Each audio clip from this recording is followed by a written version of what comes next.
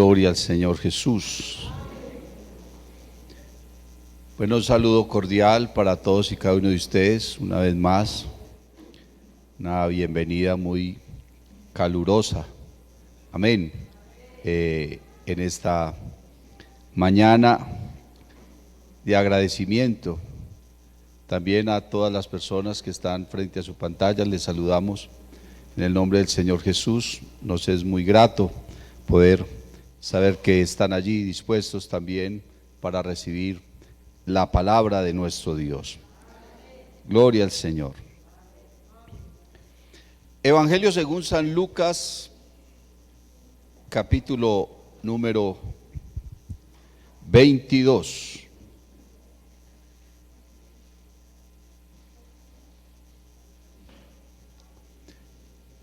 Evangelio según San Lucas, capítulo número 22.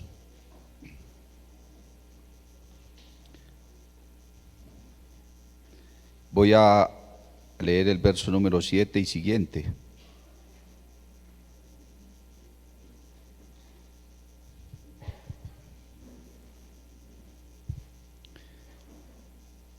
Lucas capítulo 22, nos ubicamos en el verso 7 y siguiente, dice: Llegó el día de los panes sin levadura, en el cual era necesario sacrificar el cordero de la Pascua.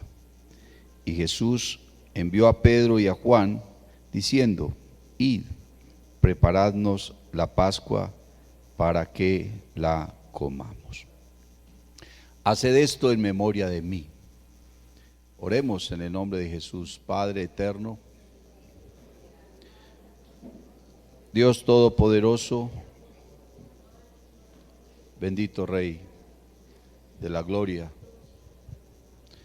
exaltamos tu grandeza, tu gracia, tu misericordia, tu fidelidad, Señor. Habla nuestra vida, habla nuestro corazón conforme a tu propósito,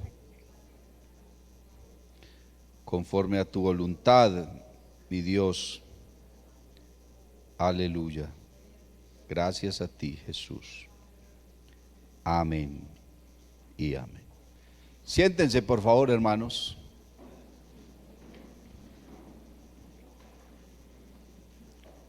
Gloria al Señor Jesús.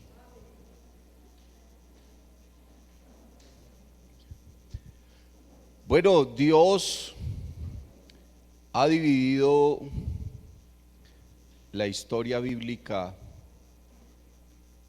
en diferentes periodos. Amén. Y en cada uno de esos periodos, entonces, ha ministrado o ha derramado su bendición y ha enviado su palabra de diferentes formas para tratar con los pueblos en diferentes épocas y de diferentes maneras. Si usted no tiene esto claro, entonces se le hará difícil poder entender la palabra de Dios y muchas cosas se le van a hacer confusas. Y vamos a empezar a mezclar cosas que eran para un pueblo, épocas y periodos y cosas que era para un pueblo, para una época, con lo que ahora nosotros somos. Sin embargo, la Biblia dice que todo lo que se ha escrito en el Antiguo Testamento era sombra, amén, de lo que habría de venir. Quiere decir que lo que estamos viviendo hoy y lo que viene de ahora en adelante, no solamente para la iglesia, sino para el mundo, tiene antecedentes en el Antiguo Testamento. Amén. Y todas estas cosas, dice la palabra, se escribieron para nuestra edificación, para nuestra consolación, también para nuestra exhortación. Amén. Para nuestra edificación es para que crezcamos en el conocimiento de de la palabra, en el conocimiento de Dios y saber verdaderamente quién es nuestro Dios. Hace unos pocos días, hermanos, prediqué un mensaje, no sé si usted lo ha visto ahí en YouTube, el cual titulé El Dios de la Destrucción, porque la mayoría de la gente cree que Dios es amor. Bueno, eso es verdad, Dios es amor, pero hay una parte de Dios que el mundo no es muy consciente de ella, y es que Dios también es fuego consumidor. Alabanzas al nombre de Jesús.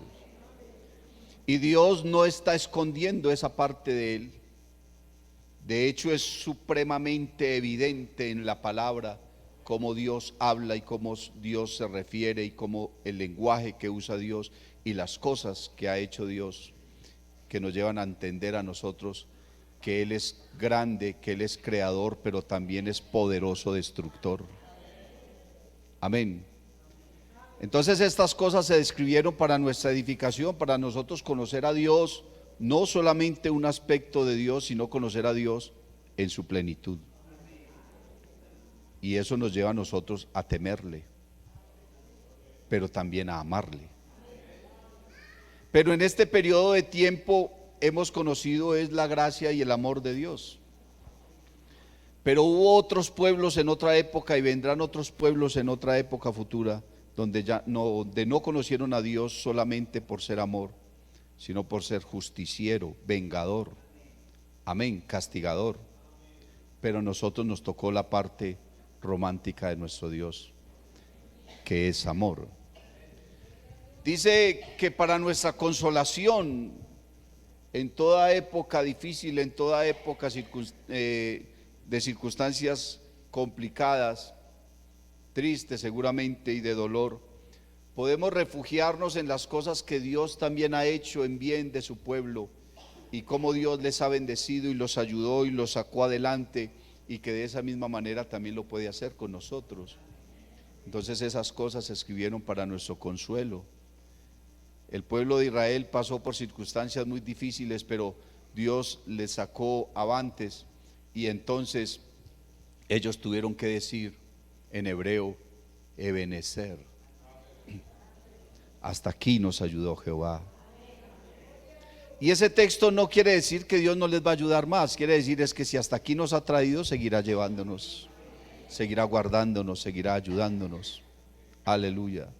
Y esta palabra entonces en el Antiguo Testamento fue escrita también para nuestra exhortación, teniendo en cuenta que la exhortación es simplemente el hecho de reconvenir a una persona, de hacerle cambiar su manera de pensar, porque a veces estamos fundamentando nuestra vida espiritual en un pensamiento, en un razonamiento que no es tan cierto y que nos está haciendo de alguna manera perder conocimiento, perder bendiciones o perder una mejor relación con Dios, simplemente porque tenemos un concepto dentro de nuestra manera de pensar.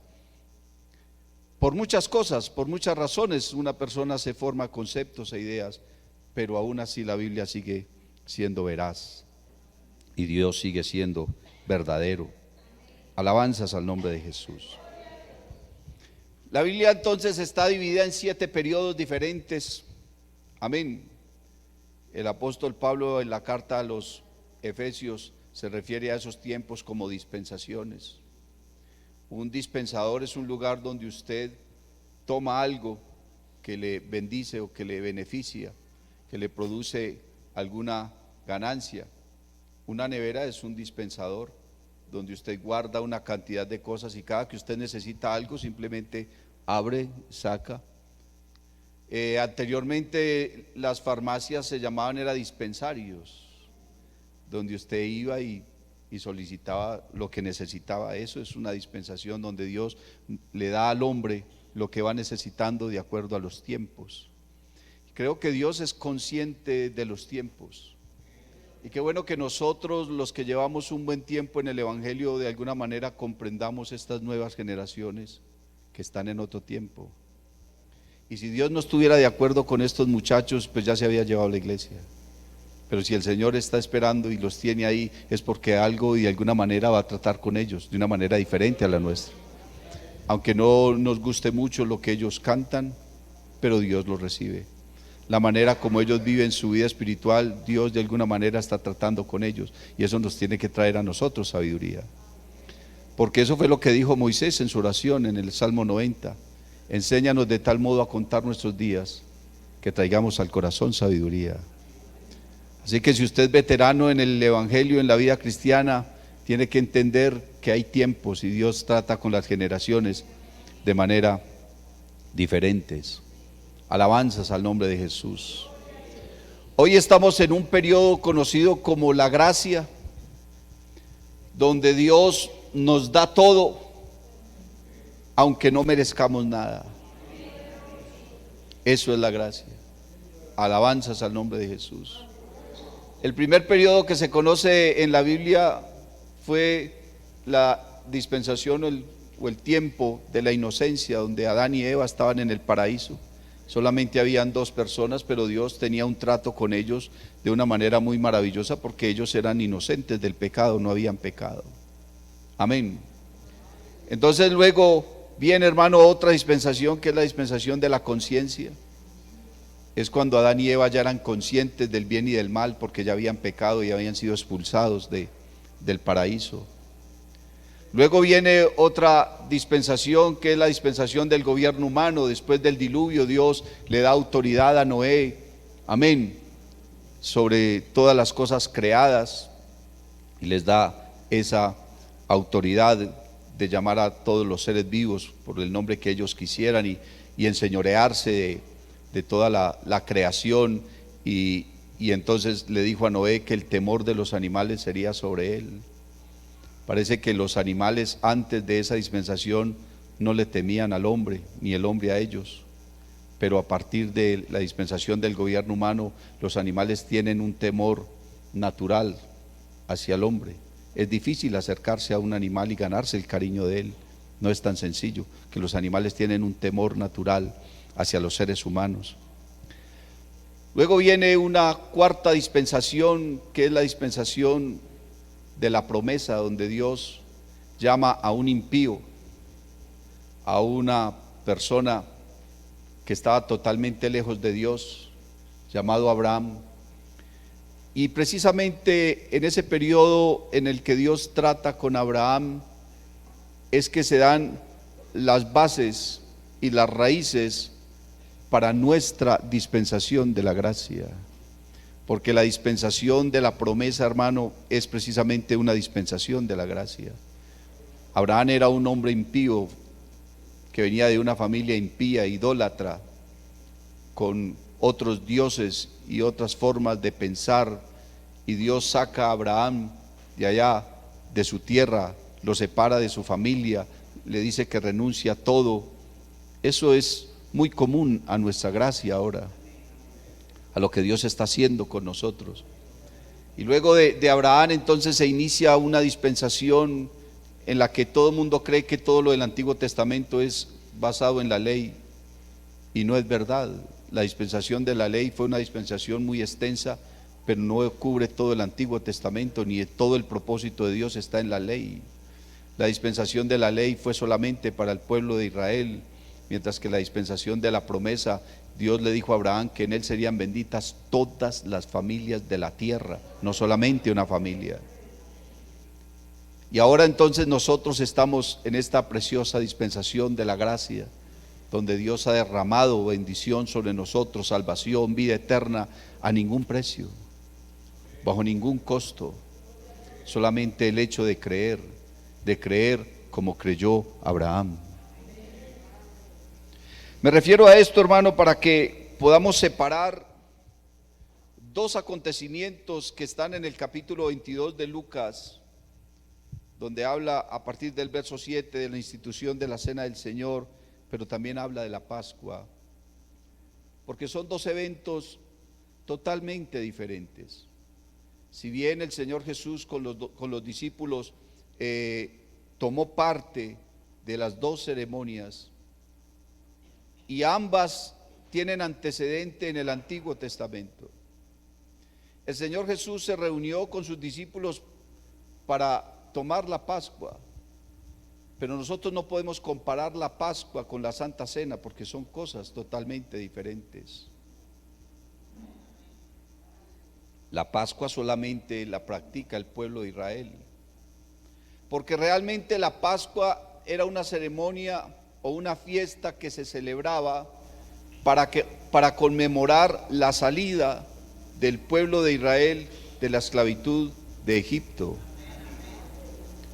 Cuando el pueblo de Israel estaba esclavizado en Egipto, ellos estuvieron allá por más de 400 años y fueron 70 personas las que entraron a Egipto con Jacob, y José los recibió allí solamente para salvarles la vida, porque había una gran hambruna en el mundo y en la única parte donde había alimento era en Egipto, y ellos llegaron a Egipto para refugiarse, para tomar alimento. Pero dice la Biblia que murió José y murió Faraón, y se levantó otro faraón que no sabía quién era José ni de dónde habían salido esos hebreos, y entonces, como se habían multiplicado, tuvo miedo de ellos y los esclavizó. 450 años más tarde, entonces Dios quiere sacar a su pueblo de allá de Egipto. Ya eran miles, prácticamente millones de personas, y no era fácil sacarlos porque un imperio no iba a renunciar a sus esclavos, no iba a renunciar a la mano de obra gratis, no iba a renunciar a eso. Y entonces Dios levantó un caudillo llamado Moisés y le dijo: ve donde Faraón para que deje ir a mi pueblo. Pero dice la Biblia que Dios endureció el corazón de Faraón. Es que, hermano, hay cosas de Dios que nosotros tenemos que entender. Y Dios, ¿por qué endureció el corazón de Faraón? Porque si Dios no le endurece el corazón a Faraón, Él deja ir al pueblo de Israel así tan fácil, y Dios no se lleva la gloria. A Dios no le gustan las cosas fáciles. Si a usted le gustan las cosas fáciles, eso no es pensamiento de Dios. La Biblia dice que en la ganancia fácil no hay bendición. Lo que uno se gana fácilmente, hay que pensar en ello si tiene bendición de Dios o no. Y nosotros le decimos bendición a todo. Uy, qué bendición, vea. Piense si realmente es bendición, porque así dice la Biblia. En la ganancia fácil no hay bendición, en cambio las cosas que cuestan duro, ahí es donde está la bendición de Dios. Alabanzas al nombre de Jesús. Y entonces Dios endureció el corazón a Faraón y envió 10 plagas. Y después de la 10ª plaga, que fue donde murió el primogénito de cada familia y aún de los animales, entonces ahí es donde Faraón deja ir al pueblo. Pero un día antes de esa última plaga donde habrían de morir todos los primogénitos, Dios le dijo a Moisés que reuniera al pueblo hebreo. Todavía no se llamaban el pueblo de Israel, sino el pueblo hebreo. Que los reuniera por familias y que en cada casa sacrificaran un cordero y tomaran la sangre de ese cordero, y con esa sangre entonces pintaran el dintel de la puerta, que la carne del cordero la asaran y se la tenían que comer toda, no podían dejar ni siquiera un pedacito. Entonces, como eran poquitos en cada familia, se reunían 2, 3, 4 familias en una sola casa, porque el cordero se lo tenían que comer entero. Y lo tenían que tomar con unas esencias amargas, con hierbas amargas. Ellos hacían una especie de potaje con esencias amargas y mojaban la carne en esa amargura y se la comían, y tenían que tener una maleta a la espalda y el bordón en la mano, como quien dice: es que tienen que estar listos porque se van ya. No tenían tiempo de ir a la habitación a empacar, no era ya que tenían que estar listos. Tuvieron una noche para prepararse, organizaron la maleta, se la echaron a la espalda, tomaron el bordón, sacrificaron el cordero, pintaron el dintel de la puerta y comenzaron a comer. Y ya no les cabía más, pero tenían que comérsela toda. con esencias amargas para recordarles la amargura de lo que vivieron en Egipto y que Dios los iba a liberar de esa amargura. ¿Por qué tenían que pintar con sangre el dintel de la puerta? Con la sangre del cordero. Ese cordero tenía que ser el primogénito de esa camada. Tenía que ser perfecto. Tenía que tener, hermano, sus ojos perfectos, sus orejas, la nariz, la cola, todo tenía que ser perfecto ese animalito. Bendito el nombre del Señor Jesús. ¿Por qué? Porque vendría el ángel de la muerte. El ángel de la muerte no lo manda el diablo. El ángel de la muerte le obedeces a Dios, para que usted sepa quién es el Dios que tenemos. Dios envió al ángel de la muerte, y el ángel de la muerte comenzó a pasar por todo el imperio egipcio, porque tenía la orden de matar a todos los primogénitos de cada casa, hombres y animales. Y cuando el ángel de la muerte pasaba por una casa y veía la sangre, sentía el olor a muerte. Aquí se murió alguien, no necesito matar a nadie. Pasaba a la otra casa, y si había una casa donde no estaba la sangre en el dintel de la puerta, decía: aquí no se ha muerto nadie, tengo que tomar una vida. Y entraba y le quitaba la vida al hijo mayor de esa familia. Eso significaba la Pascua. En la Pascua entonces comían carne, tenían las maletas listas y un bordón en la mano, y tomaban un potaje amargo de hierbas amargas. Era la conmemoración de la liberación del pueblo de Israel de la esclavitud de Egipto.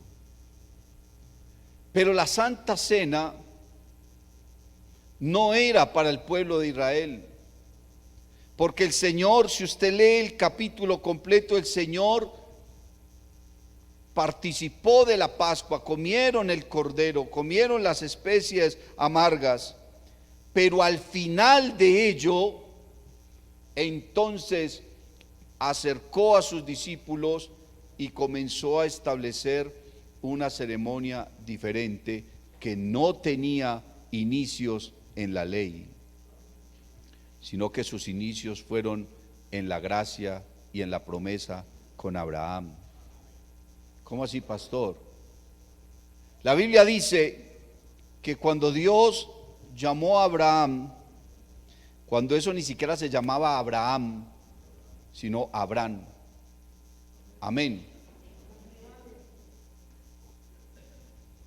Abraham significa padre enaltecido. Amén. Y Abraham significa padre de muchedumbres. Es diferente. Padre enaltecido quiere decir que Abraham era un hombre orgulloso, altivo, vanidoso, idólatra, de familia rica. Abraham nunca fue un pobre. Abraham fue un hombre adinerado toda su vida. Y entonces Dios llamó a Abraham y comenzó a hacerle promesas. Le dijo: vete de tu tierra, vete de tu parentela, deja todas tus cosas, deja tu familia, deja tus herencias, deja tu cultura, deja tu manera de pensar, deja tus dioses, y ven conmigo y te llevaré a una tierra y te bendeciré, y bendeciré a los que te bendijeren, y a los que te maldijeren maldeciré, y haré de ti una nación grande, y en ti serán benditas todas las familias de la tierra. Abraham se quedó pasmado. ¿Cómo? ¿Y quién eres tú? Yo soy Jehová, el Dios todopoderoso. Anda delante de mí y sé perfecto. Mira ahora las estrellas del cielo, si las puedes contar, sabrás cómo será tu generación. Y la generación no iba a ser el pueblo de Israel y los árabes. Tu generación, le dice el Señor, son todos aquellos que puedan creer como tú creíste. El fundamento de nuestra fe está basado en la fe de Abraham. ¿Y cómo le demostró Abraham la fe a Dios? Con algo que ni siquiera Dios le estaba pidiendo. Dice la Biblia que al sobrino de Abraham y a todos los habitantes de esa ciudad los secuestraron unos reyes, los llevaron cautivos. Ahí no había policía, no había ejército, no había gobierno, cada cual hacía lo que le parecía. Y Abraham con su riqueza formó un pequeño ejército, y Dios lo respaldó de tal manera que fue y derrotó 5 reyes con sus ejércitos. Con un pequeño ejército derrotó a toda esa gente. Y cuando los derrotó, se apropió de todas las riquezas de esos reyes y se devolvió, hermano, con su pequeño ejército, pero con una riqueza gigantesca que había conquistado, y con el sobrino que había liberado, y con toda la gente que había liberado, que estaban secuestrados juntamente con Lot. Y cuando volvía para su casa, se le apareció un hombre. ¿Cuántas personas pueden testificar que Dios se les apareció en persona? No muchas, muy pocas personas pueden testificar que Dios en persona se le apareció. Pero lo más glorioso y lo más maravilloso de todo es que cuando ese hombre se le apareció a Abraham, Abraham entendió quién era él. Y él le reveló su nombre. Pero no le reveló su nombre, sino lo que significaba su nombre. Le dijo: yo soy Melquisedec. Ese es un nombre en hebreo, en el antiguo hebreo. Y Abraham entendió el nombre. ¿Qué significaba el nombre de Melquisedec? Príncipe de paz, rey de Salem, rey de justicia. Entendió que el que estaba ahí parado delante de él era el Señor. Entendió que el que estaba parado ahí delante de él era Dios. Y después volvió y se le apareció cuando la destrucción de Sodoma y Gomorra. En algunas ocasiones se le apareció. Y entonces Abraham, cuando vio al Señor ahí frente a él, se bajó de su caballo, lo adoró y dijo: ¿cómo puedo yo honrar a mi Dios? ¿Qué puedo hacer yo para honrar a mi Dios? Este es mi Dios, necesito honrarlo. No basta solo con arrodillarme, necesito honrarlo.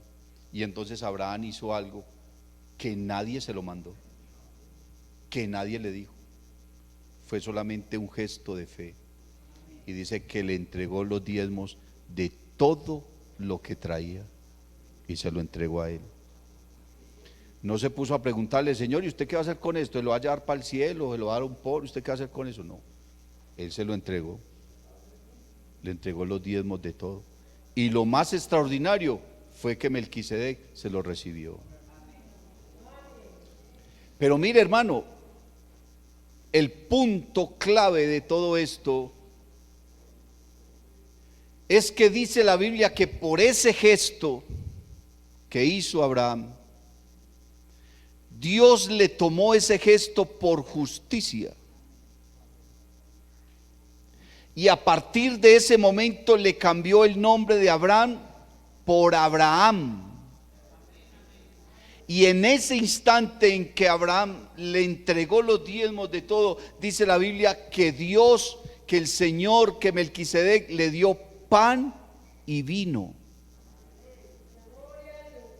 No le dio un cordero para que lo comiera, ni le dio especies amargas. Le dio pan y vino. Le hizo una promesa de salvación, porque el pan y el vino es la promesa de la salvación. Porque si comes este pan, participas de la muerte de Cristo. Si bebes el vino, participas de su sangre. Y el que no come el pan y no toma la sangre de Cristo en el vino, entonces tampoco lo hará en el reino de los cielos. ¿Sí me hago entender, hermanos? Este hecho es más trascendental de lo que nosotros nos imaginamos. No es un hecho que nació en la ley. Es un hecho que nació en la gracia. Y nació no en el corazón de Dios, sino en el corazón de un hombre. Y a Dios le agradó. Lo recibió. Dice la Biblia que lo tomó por justicia. Y por eso es el padre de la fe. Y entonces el Señor le dio pan y vino. Ese es el antecedente que nosotros tenemos en el Antiguo Testamento, no en la ley, sino en la gracia de la promesa con Abraham, para tomar la Santa Cena. Cuando el Señor Jesús entonces terminó de comer la Pascua, gloria al nombre del Señor Jesús, les dijo a ellos: cuánto he deseado comer con vosotros esta Pascua antes que padezca.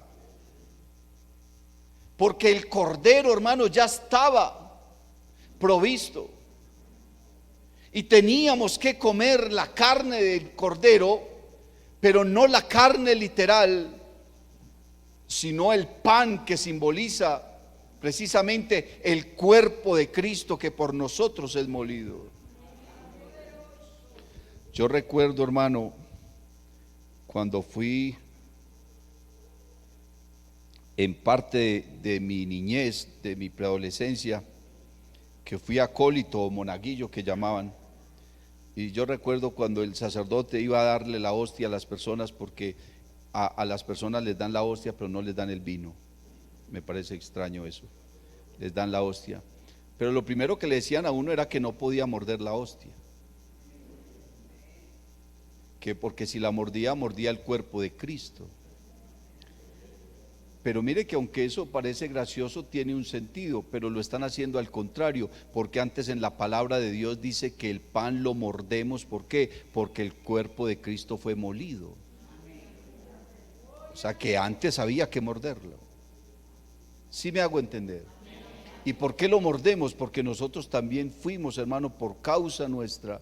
Entonces el Señor entregó su vida en la cruz del Calvario, no por culpa nuestra, sino por causa nuestra, que es diferente. Nosotros tomamos el pan. Entonces dice la Biblia que el Señor tomó el pan, lo partió y luego lo dio. Dios te toma a ti, te parte y luego te da. ¿A quién? A la iglesia, para que seas bendición. Alabanzas al nombre del Señor Jesús.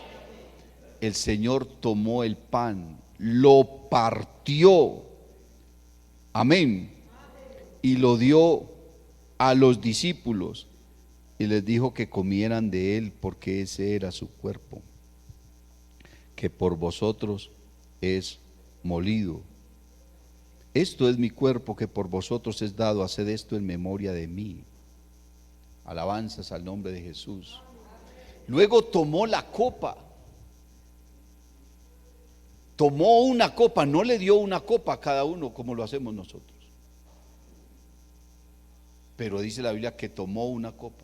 Y sabe que esa copa en la que el Señor tomó el vino se ha hecho tan famosa que todo el mundo la busca y todo el mundo imagina que es una copa de oro y que no sé, y eso hasta películas han grabado pensando en la copa del Señor. Pero ¿dónde andará esa copa? Es una copa de madera, sencillita, ya eso no existe.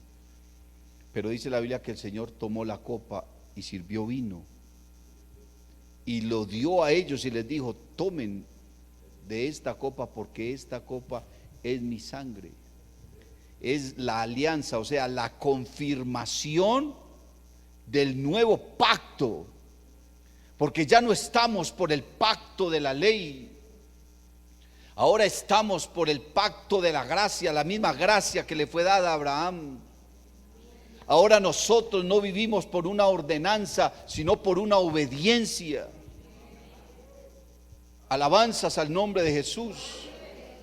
Ahora lo que nosotros hacemos, lo hacemos es voluntariamente. ¿Por qué? Porque todo lo que hacemos tiene un solo propósito: buscar la aprobación y el agrado de Dios, porque sin fe es imposible agradar a Dios. Es diferente a la ley. El que cumplía la ley se salvaba, y el que no la cumplía lo mataban. A nosotros no nos están apedreando para nada de eso. El cristianismo es algo voluntario. Alabanzas al nombre del Señor Jesús. Y entonces les dijo a sus discípulos: si ustedes hacen esto, cada que ustedes lo hagan, están anunciando mi muerte.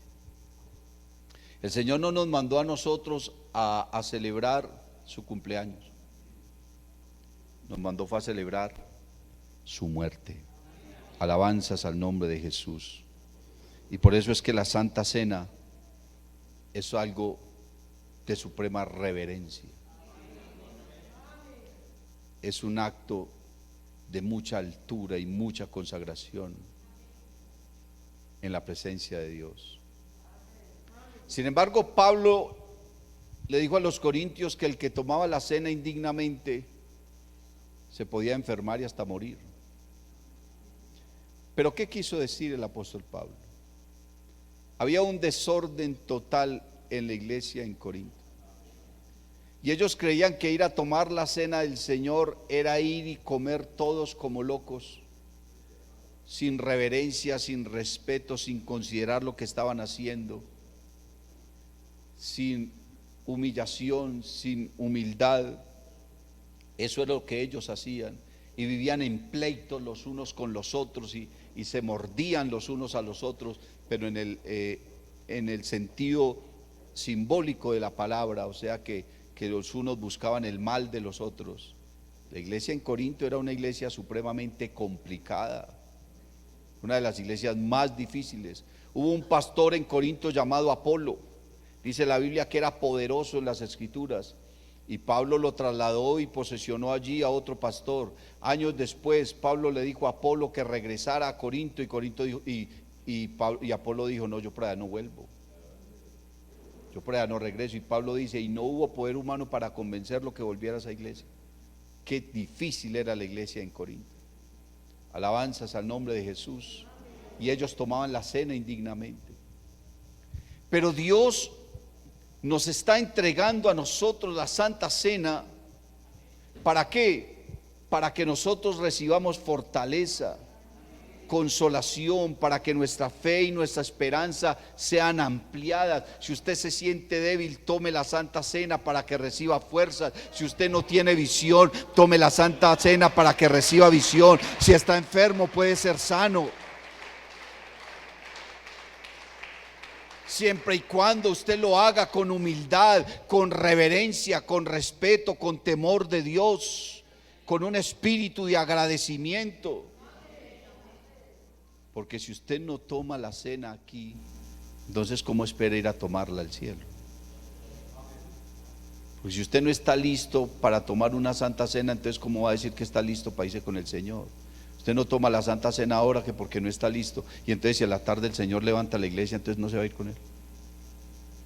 Entonces ha perdido todo su tiempo. Mi anhelo es irme con el Señor. Mi anhelo es ver los ojos de mi Dios y recostar mi cabeza en su pecho. Así que vamos a tener, hermanos, en esta hora, en el nombre de Jesús, esta preciosa ceremonia. Y yo quiero invitar a mi hermano Guillermo, a mi hermana Gladys, para que estén acá, por favor. Quiero invitar a nuestro hermano Gilson Andrés, al hermano Freddy. Quiero invitar al hermano John David, al hermano Samuel, al hermano Juan Pablo, que se acerquen por acá y estén ahí de frente. Un instante y vamos a estar en completo silencio. Vamos a estar, hermanos, háganse al lado de allí, por favor, todos allá, mirando hacia acá y más hacia allá, por favor, pero más atrás. Vamos a estar en completo silencio, en completa reverencia. Vamos a tener esta ceremonia en el nombre de Jesús. Más bien, adore a Dios ahí en silencio y dele gracias.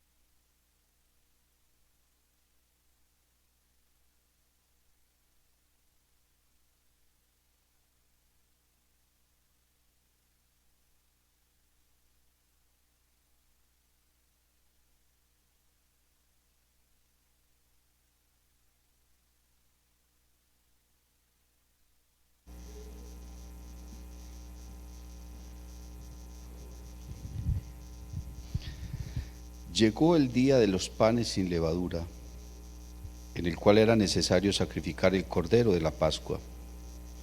Y Jesús envió a Pedro y a Juan, diciendo: Id, preparadnos la Pascua para que la comamos. Ellos le dijeron: ¿dónde quieres que la preparemos? Él les dijo: he aquí, al entrar en la ciudad os saldrá al encuentro un hombre que lleva un cántaro de agua. Seguidle hasta la casa donde entrare. Y decid al padre de familia de esa casa: el maestro te dice, ¿dónde está el aposento donde he de comer la Pascua con mis discípulos? Entonces él os mostrará un gran aposento alto ya dispuesto, preparad allí. Fueron pues y hallaron como les había dicho, y prepararon la Pascua. Cuando era la hora, se sentó a la mesa y con él los apóstoles, y les dijo: cuánto he deseado comer con vosotros esta Pascua antes que padezca, porque os digo que no la comeré más hasta que se cumpla en el reino de Dios. Y habiendo tomado la copa, dio gracias y dijo: tomad esto y repartidlo entre vosotros, porque os digo que no beberé más del fruto de la vid hasta que el reino de Dios venga. Y tomó el pan y dio gracias y lo partió y les dio, diciendo: esto es mi cuerpo, que por vosotros es dado. Haced esto en memoria de mí. De igual manera, después que hubo cenado, tomó la copa, diciendo: esta copa es el nuevo pacto en mi sangre, que por vosotros se derrama. Alabanzas al nombre del Señor Jesús. Haced esto en memoria de mí. La Santa Cena, mis amados hermanos, solamente la pueden tomar las personas que ya son bautizadas en el nombre de Jesucristo en la Iglesia Pentecostal Unida de Colombia. Amén. Yo quiero invitarles, ustedes van a pasar, hacen el lavatorio de sus manos, reciben la copa, toman un pedacito chiquito de pan.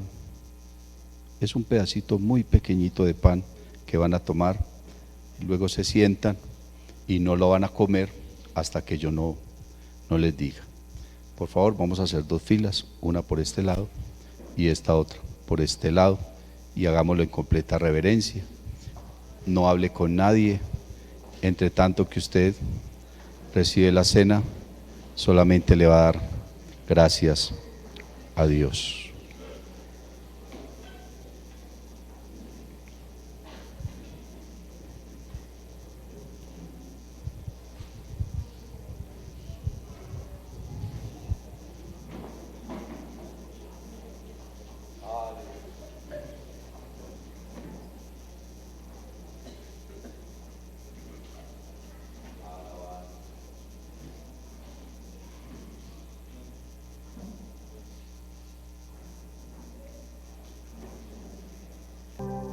Bueno, ya todos los hermanos han pasado, ojalá no falte ningún hermano.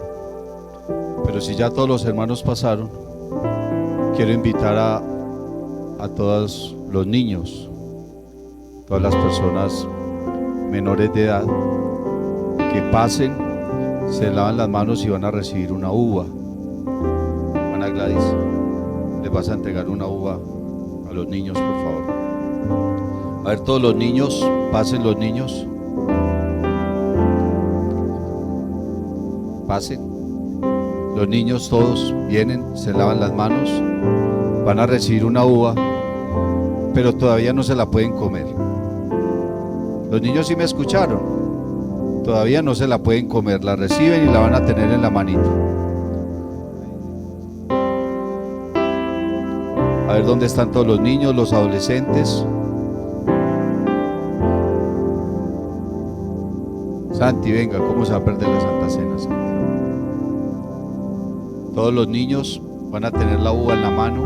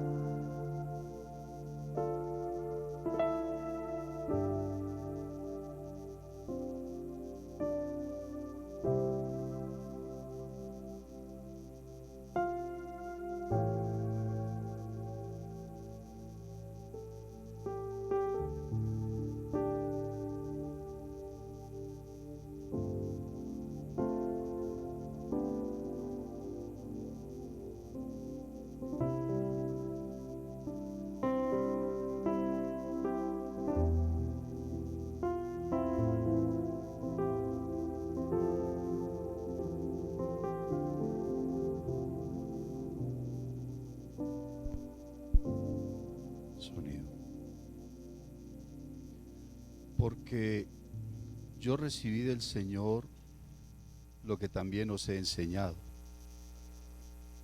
que el Señor Jesús, la noche que fue entregado, tomó pan y habiendo dado gracias, lo partió y dijo: tomad, comed, esto es mi cuerpo que por vosotros es partido, haced esto en memoria de mí. Por favor, levanten el pan, los amigos y los niños la uva, y vamos a dar gracias. Vamos a decirle al Señor: gracias, Jesús. Bendice este pan. Bendice este pan que representa tu cuerpo, Padre mío. Queremos tomar esta cena en el nombre de Jesús, para honra y gloria de tu nombre. Hermanos, diga: en el nombre de Jesús, tomo este pan, tomo esta uva. Puede comer en el nombre de Jesús.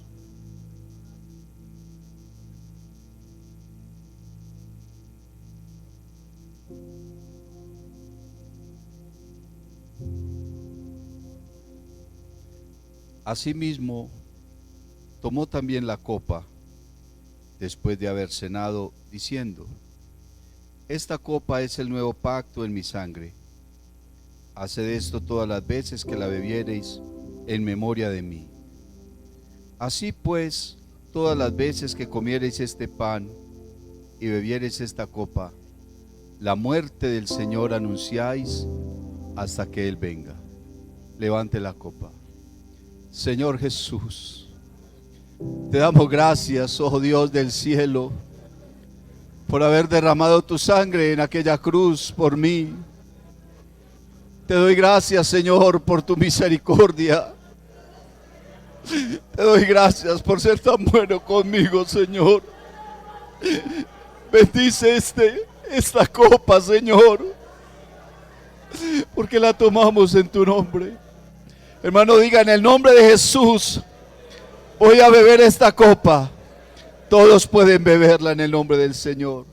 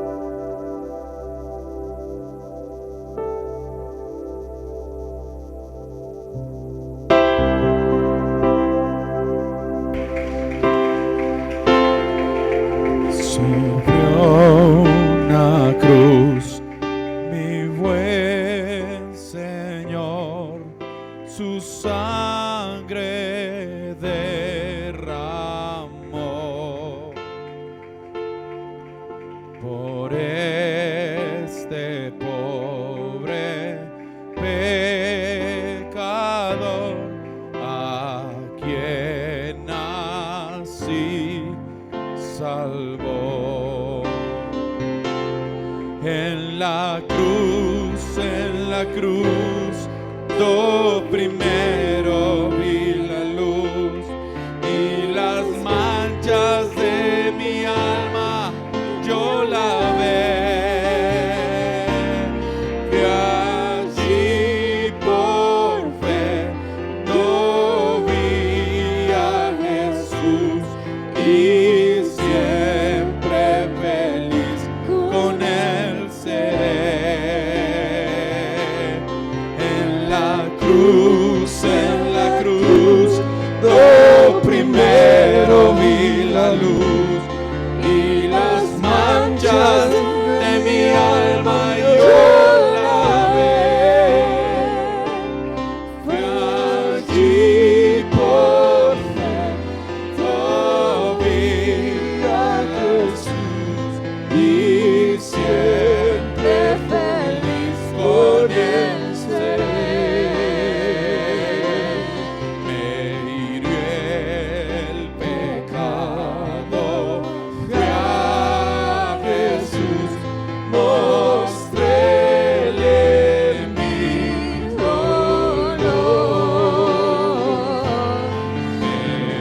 Perdido, errante, vi su luz, me envió su amor. En la cruz, yo primero vi la luz y las manchas de mi alma yo lavé. Fue allí por fe, yo vi a Jesús y siempre feliz con él seré. En la cruz, yo primero vi la luz y las manchas de mi alma yo lavé. Fue allí por fe, yo vi a Jesús y siempre feliz con él seré. Dios te bendiga. Si te ha gustado esta predicación, te invito para que visites mi canal en YouTube y en Facebook, Eduard David Tabort. Suscríbete y activa las notificaciones. Estoy seguro de que esta palabra será poderosa para tu vida.